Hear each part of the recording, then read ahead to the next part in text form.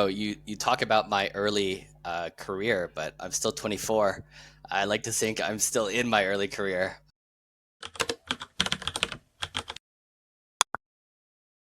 Casino, welcome to Rising Giants. You're the co-founder at Gamelytics, an esports management and analytics platform designed to streamline day-to-day tasks and help esports teams make better decisions.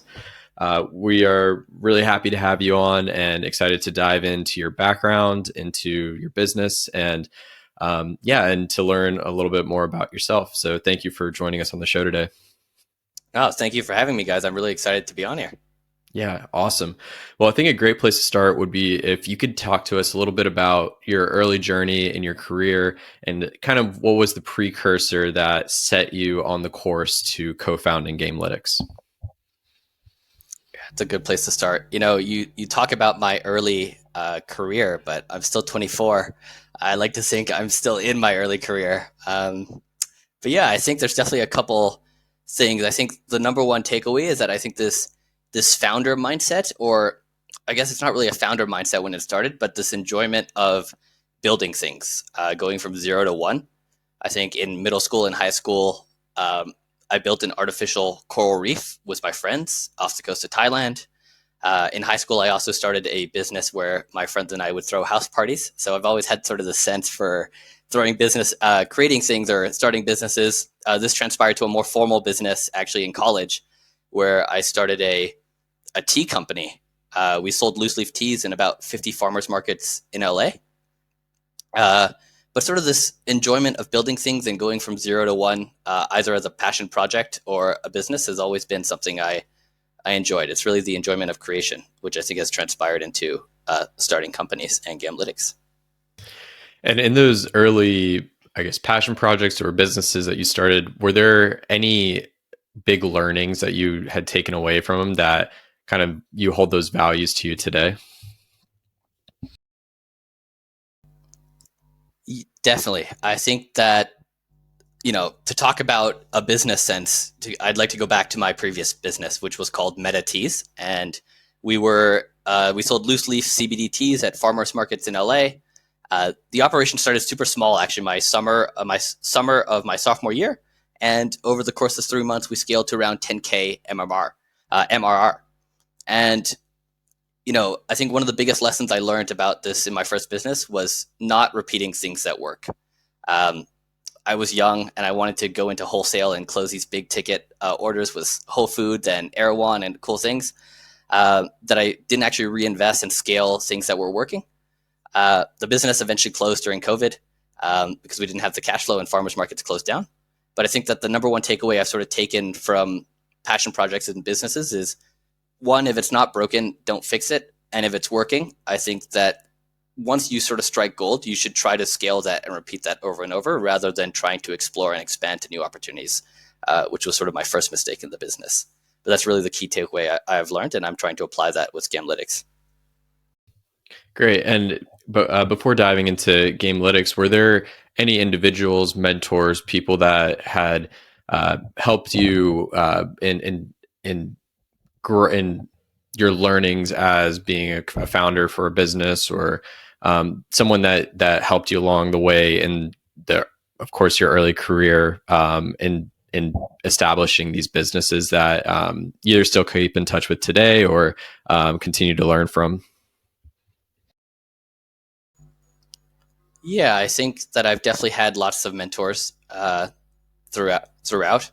One that really comes to mind is my first business partner. His name's Fernando. He actually runs another tea company out in LA. And he's the guy who introduced me to the world of business, especially small business, perhaps not startups, but really community-driven farmers markets or local businesses. And he was the one who taught me the basics of managing people, creating products, how to sell. I was a terrible salesman when I first started, some awkward kid. And he really sort of got me to learn how to sell products as well as sell myself. So he sort of opened up the door to business, and I actually just spoke to him last week. He's growing at a phenomenal rate. He's actually closing some wholesale orders now with some big companies in LA. So he's one person that comes to mind.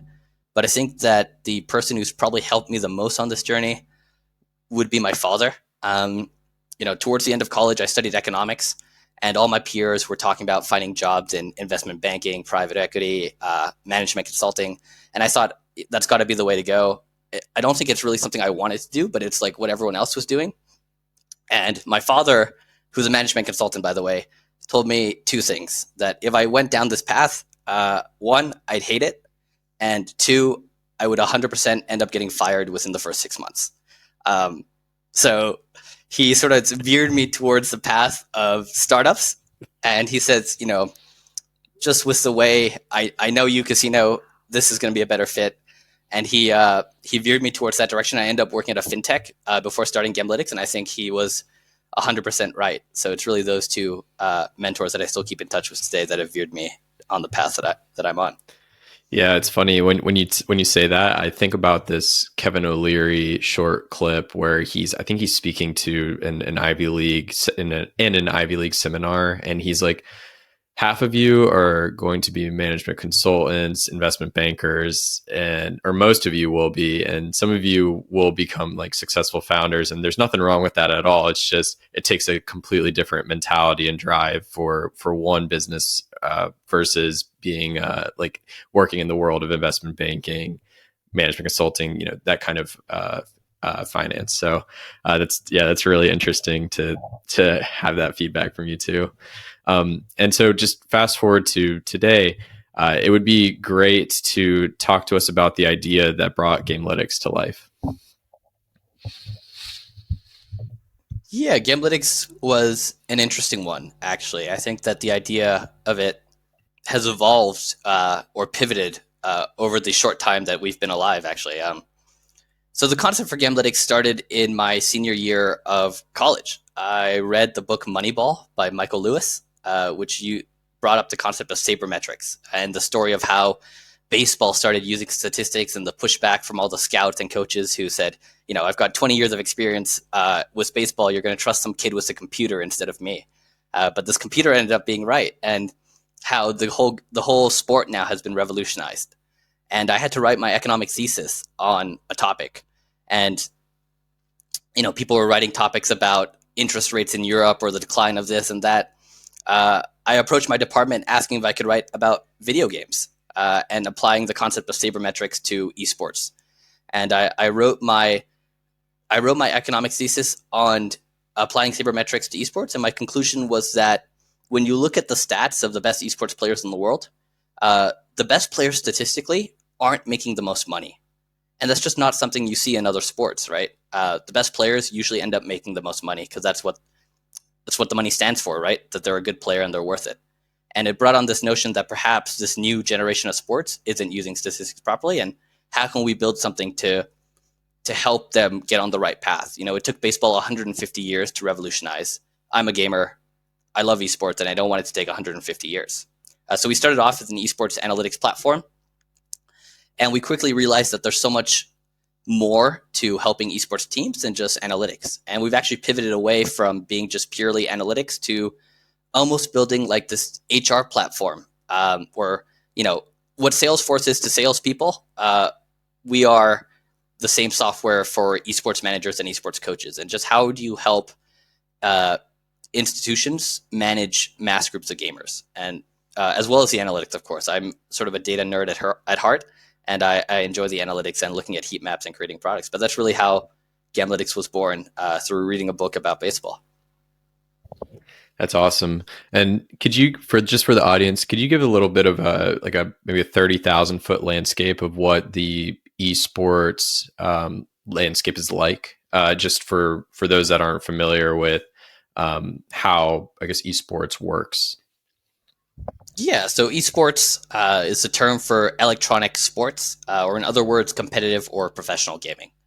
And, a lot of people might not know this, but people fill up stadiums to watch people play video games now. Staples Center in LA, Climate Pledge Arena in Seattle. Every year they're converted into these mass gaming stadiums. And esports is essentially similar to your traditional sports. People come in to watch two teams play an event. And esports is the culmination of various games. The top three games that we like to focus on are Dota 2, League of Legends, and Counter-Strike. And much like traditional sports, all of those titles, we'd like to think of them as separate sports. Esports is a culmination for the entirety of it, but a Dota 2 professional is equivalent to a basketball professional, and you'll never go play another sport. But essentially in esports, it's just competitive gaming at the professional level, where they're making money and playing all around the world. Great. And for Gamelytics, is there a specific game that you're focusing on, or are you focusing on a breadth of games? So we at Gamelytics want to focus on a bunch of esports titles. A lot of esports organizations actually have teams for multiple titles. So an organization will have 3 teams, and the 3 games we plan to focus on are what I like to think are the biggest esports games. Again, Counter-Strike 2, which just came out this year, a new version after 10 years of no development on Counter-Strike. So super excited for that. Dota 2 and League of Legends. We plan to incorporate some of the other top esports titles, Overwatch, Rocket League, but the 3 that we're really focusing on have been there before I was born. Counter-Strike came out in 1999, and they sort of stood the test of time, and that's why we're focusing on the 3 ones that have really been in the space for a long time first. Yeah, just a few follow-ups on that. What are the current numbers on, overall, let's say, prize money or revenue that's being generated in esports in general, and also what are the what would you say are the daily active users or monthly active users, and what % of them would you say are professional gamers? I'm just curious on those kinds of metrics as well. In terms of prize money has shot up significantly. Talking about the Dota 2 prize pool, the biggest tournament of the year is called TI, the International, and the prize pool for all the teams has gotten up to the point of $40 million, which the teams share. So the prize pool for esports has just grown so much, and I think that is a test to the growth in gaming, because the prize pools of gaming actually comes from people who play Dota 2 and buy the battle pass, and the prize money is a portion of that. So I'm sorry, I'll have to repeat your other questions if you could. Oh yeah, so it's just trying to get a sense of kind of, the overall prize money you think per year in the space. So I presume it's in the hundreds of millions, right? If one game is 40 million in a year. And I'm also just for the audience, it'd be good to understand how big is this space? How many aspiring professional gamers are there in the world today? Because I think when you look at it and it says online that there's 3 billion gamers, obviously that includes everyone who's playing Tetris on their on their phone, right? So I'm just curious, how many people would you say the market is on the professional side? Yeah, there are 3 billion gamers, but a lot of those are mobile games. I would say esports is sort of underneath the gaming umbrella. It's a niche segment of gaming. Looking at the charts, there's probably a couple million Counter-Strike players in the world, 3 to 5 million Dota players. The 3 esports games that I keep going back to, there's probably maybe 20 to 30 million players in the world, and of that, a small segment of them are aiming to be professional. But there's so much more to it now too. I think a lot of them are just trying to go to college. Lots of universities offer scholarships for esports. So there's definitely different tiers to the level of aspiration and competitiveness that these gamers strive to achieve. Okay, and going back to the prize money, going back to the prize money, I think in 2022 there was about $280 million given back to professionals in terms of prize money across all titles. So it's a pretty big space, and it continues to grow really fast.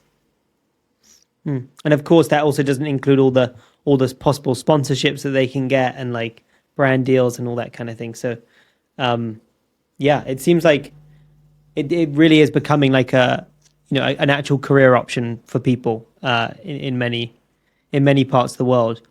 You mentioned about the scholarships that are on offer. Where is that mostly consolidated? I would say that's mostly consolidated in the U.S. A lot of U.S. universities are building esports programs at a club and competitive level, and esports leagues at the collegiate level in the U.S. have blown up. I'm not sure about the NCAA, but I think that even they are talking about the concept of esports. But there's NACE, North American Collegiate Esports, that a lot of schools are competing in. And I sort of see the direction of it moving towards the way football is, with like Big 12 or different sort of leagues around the US. Esports is sort of heading in a similar direction.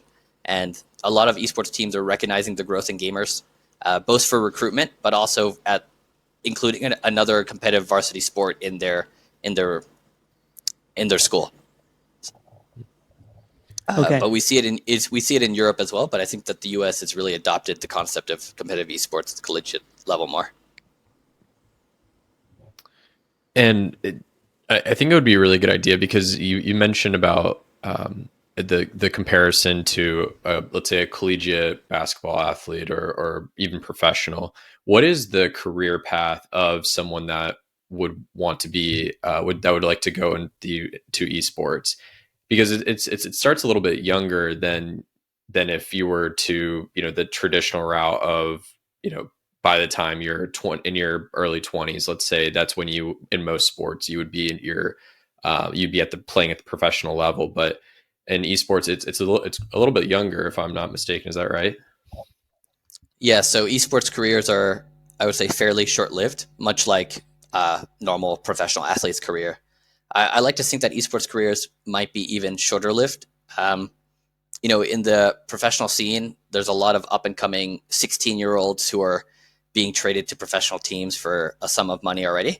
And esports is the movement. They're so small. You're clicking buttons on a keyboard or you're clicking a mouse that we're really talking about milliseconds here. And your reflexes from the age of 16 to 25 drop off.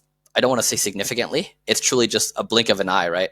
But at the professional level, those milliseconds between being able to click on someone's head or not being able to click on someone's head results in you winning millions of dollars. And yeah, a lot of kids are being recruited at the age of 16 to join professional teams. But also a lot of people out of college try to join professional teams as well. And I think the space perhaps needs to evolve a little bit. It reminds me a little bit about like the NBA years ago, where kids could get drafted straight out of high school. But now if you look at the NBA, people are really pushing the idea of going to college first and then getting drafted after a couple of years in university. And I think that that's probably the direction the esports space might head in. But it's hard because people are really peaking early on. So it'll be interesting to see. Yeah, that's really interesting. Like, I couldn't imagine being, I guess comparatively, it'd be like joining a football team where, you are recruited at 12 years old to go join Man United's academy. And then you like at 16, you could have the potential of being out on the pitch. And to me, that's an insane concept. Like, when I think about when I was 16 years old, like, I don't know if I was capable of playing on a professional team of any standard, but yeah, that's a really, really interesting. So really, most of these esports athletes, in middle school, that's when they're kind of like grooming themselves to potentially to join like early high school, middle school levels, when they potentially could join a professional team. In that case, I guess, how would I guess an athlete at that age be sourced or be scouted for the professional level? Is it are there like just leaderboards, or would it be through other platforms like Twitch or that, where they set up their entire space and kind of live stream their own playing and get identified there? Just kind of curious about how talent is scouted at that age. Yeah, I think that's a great question. I think there's two ways. I think one is definitely the create a Twitch and go expose yourself and your skills to people in the gaming space. But I think that the beauty of esports is that it's all online, and there's all these competitive games have these rank systems, all the way from like a bronze to whatever the name of the top rank is. So, and you're able to go and actually look at who are the top ranked players in the world. And you can go and filter them and click on them, add them as a friend, and just shoot them a message. If I'm a professional team, I could go look at the ranks. I could see the top 50 players in the world and shoot them all a message saying, hey, do you want to come play for my team?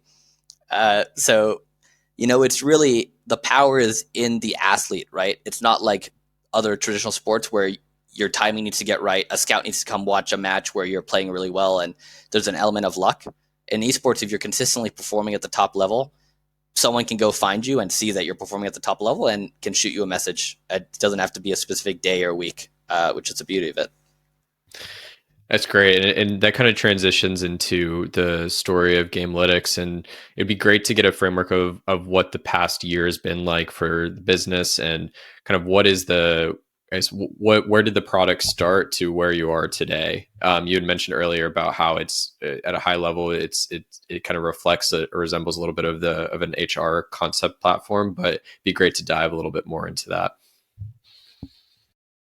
Yeah, the past year has definitely been a roller coaster. When we first started Gamelytics, the concept of it was so different from what it is now. But yes, Gamelytics started with an idea of becoming an esports analytics platform that took analytics to the next level. There's a lot of websites out there that show players their stats and tells them how to get better.